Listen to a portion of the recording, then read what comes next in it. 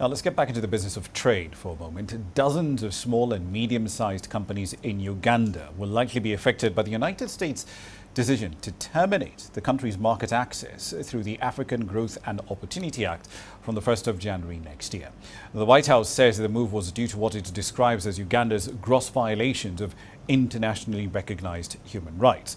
Uganda, in essence, could lose a trade link that essentially delivers at least $118 million in revenue through this duty-free access to the American market. Here's Leon Sanyange with the summary from Uganda.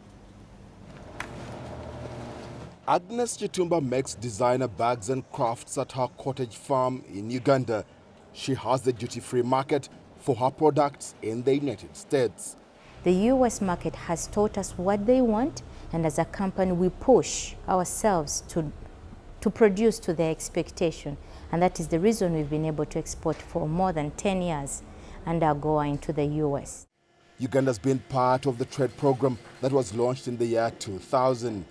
But the US government plans to terminate its preferential trade status. Uganda has averaged over $180 million annually in exports of coffee, cut flowers, fish, textile and apparel to the USA. But effective January 1st, 2024, Uganda will not be on the AGOA beneficiary list for sub-Saharan Africa. The Central African Republic has also been excluded due to human rights abuses.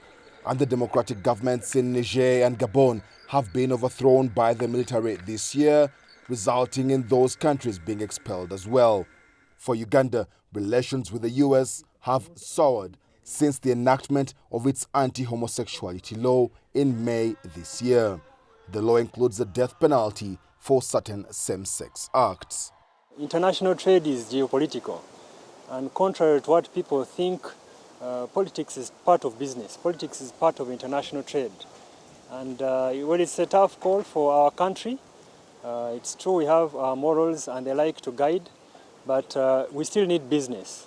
So it's a bit of a thin line to walk.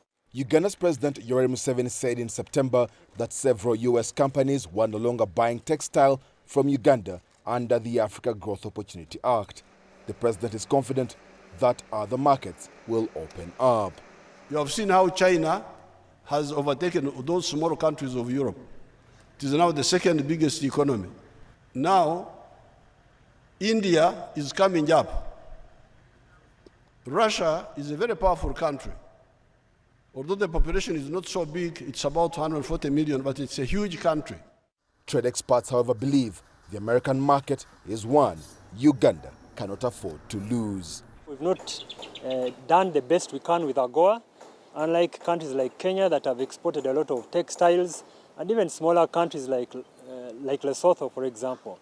So we are not exporting as much as we can through AGOA, although the main loss would mainly be in terms of potential. It is estimated more than 50 Ugandan small and medium companies have been trading through AGOA and will be affected by the decision. For Agnes, it is a door closed, with new ones less likely to open soon. Leon Sanyange, CGTN, Kampala, Uganda.